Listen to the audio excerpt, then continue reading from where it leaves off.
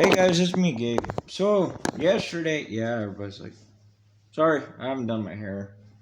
Got out of the shower like a few hours ago. Anyway, yesterday I told you a story from my Easy Riders book. I haven't posted the second video yet.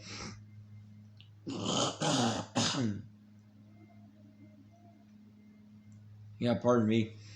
Yeah, no, I'm chewing some gum because, I'm going to tell you all this right now. I used to have a marijuana addiction when I was about 19. When I was 20, when I was 19 or 18 years old, I had a marijuana addiction. So I basically quit marijuana altogether. So we're going to read a story about Big Ralph. We're going to continue with that. But yeah, no, I had a marijuana addiction. It's nothing to be proud of. Everybody's like, age 18? Yeah, at age 18, I was kind of stupid. And, kids thought, hey, if I do that, I'll be cool or something like that. I don't know.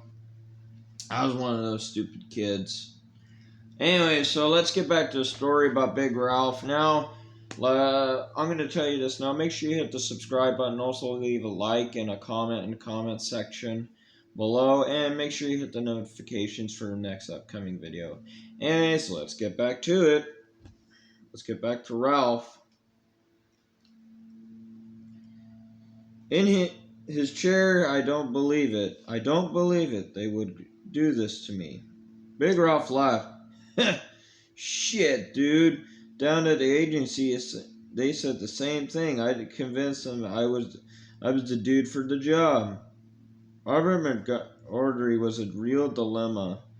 For one thing, whites had a reputation to protect, and they had to advertise that for Santa, it'd be their store on December 11th at 4 p.m. to greet the little kiddies, since it was the 10 minutes before 4 o'clock. This left Marvin with a mighty big problem. He sat there for several of those minutes, silently hoping that by some miracle Santa would walk through his office door. When this failed, he sighed heavily and admitted his defeat. Okay, so you're our Santa, at least until I can find another one.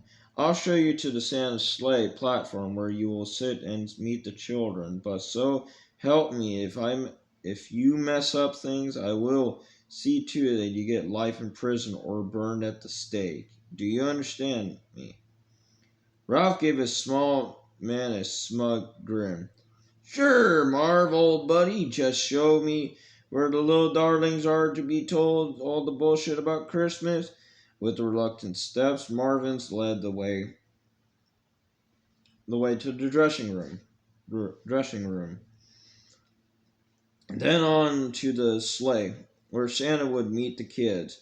With one last warning and several whispered threats, he left the biker, returning to his office and silently prayed for an earthquake so he could close the store early.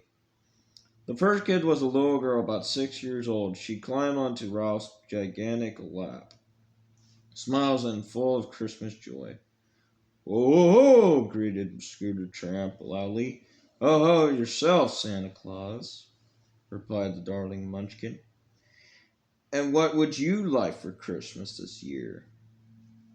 "Well, I want a dolly that walks, and a dollhouse, and a puppy dog, and a..." 10 minutes later, the little girl gulped, grimaced for the little life of her, couldn't think of anything had missed. Rolled as a hero and gritted his teeth and agreed in such tiny person at the last spoke. "Have you been a good kid all year?" he asked her. The child nodded, and she had. "You seem to tell. So you mean to tell me you've been a good girl all year long?" he asked. Once again, the little girl nodded that she indeed had been. Yeah, well, said Santa, I think about half of what you ask is unnecessary. Besides, I think you're lying about being good all year. Any kid who doesn't do something wrong the whole year has got some kind of mental problem. Tears quickly began to well up in the small girl's eyes. Yeah, don't worry, people. It's not going to get sad. Now watch this. Hold on. Don't be laying there at that crying stuff on me, warned the big Santa Claus. The tears stopped instantly. That's better. Now then, trip on this, kid. I figure your parents ain't gonna be able to afford half the stuff you asked for. Toys cost money. Even my little elves are in the Teamsters Union, and I have to lay out all their bread for dues and hospitalization and all that other stuff. Dig me? I'm gonna bring you what I can, all the things that you deserve, all the things your people can afford, but only if you keep your act together. Your act together. A wide smile broke across the child's face. You mean even though I wasn't good all year, I still get something for Christmas? That's right, kid. Old Santa ain't into being some mean and all that. I mean all that stuff. Yeah, you almost said that shit word. The little angel gave him a big hug and rushed where her mother stood waiting. Mommy, Mommy, this is the best Santa Claus you ever took me to. Marvin Montgomery, who had been hiding in it and stuffed stuffed animals in the toy department, overheard the small girl's very loud, jubilant description of the store Santa. Well, he mused. Maybe this isn't going to be so bad after all. Within a few days, the word and new Santa of White's department store began to circulate through the town. It's true, one mother overheard to say.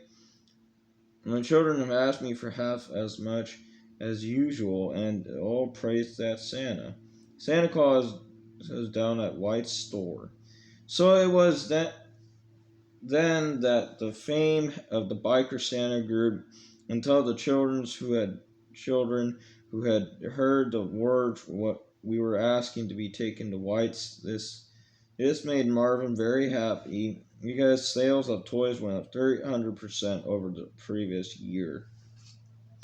On the 23rd of December, Big Ralph took his place on the sleigh and talked quietly to the children.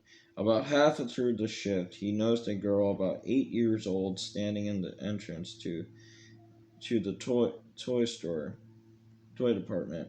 She stood there staring at a very large stuffed cinnamon hanging from the ceiling. It was a big dinosaur with bright green ribbon around its neck. On the ribbon, the words "Not for sale, Dino the dinosaur." Watch the little girl imagine another small child suddenly leap before his mind's eye. Renee and her long black hair all shiny and her dark eyes sparkling with the joy of amazement and Christmas. And Big Ralph watched this image. He could see his sister, 6 years old, sitting at Santa's lap and asking for one toy, one small thing, out of the toys at White's department store. That green, soft and cuddly stuffed dinosaur, at least. Santa said to her, "Well, if you are a very, very good little girl, I'll see to that you get that stuffed animal." Ralph could remember the joy his sister's face. He used to point at happily large animals. Santa is gonna give me that because that's all I asked for, and if I'm a good girl, I'll have it. Renee did everything ensure being good that year and volunteered to wash dishes in children's home, where, continuing, there were both being kept. She made her bed neatly and made sure all the clothes were in the right places. Ralph could even recall, and I had become so caught up in her enthusiasm that he had and had helped her by offering to dry dishes for her. He could remember her kneeling by her bed and closing her eyes and praying, Please, God, don't let Santa forget about my dino. Then came Christmas, and full of realization of how cruel fate can be with her eye blows. Not even God heard Renee's prayer. Santa had forgotten it too. While Renee cried out for rage and frustration, a 9-year-old boy could muster after such a short time on his earth. He had sworn vengeance against God, Santa, and all the garbage of Christmas, for it was the time that Ralph had realized just how much of a Christmas was a lie. It's bullshit, he muttered out loud. Then he caught himself and realized that there's 20 years in the future. What you say, Santa? Asked the small boy who could have been sitting on his lap. Ralph glanced at the boy and seeing him the first time. Huh? Oh, nothing. Kid, I was just thinking, what do you want for Christmas? Anyways, people, we're going to have to pause the video. I'm going to have to make a surprisingly third video for this. Yeah, this is getting really good. Anyways, I'll be right back, people. Bye.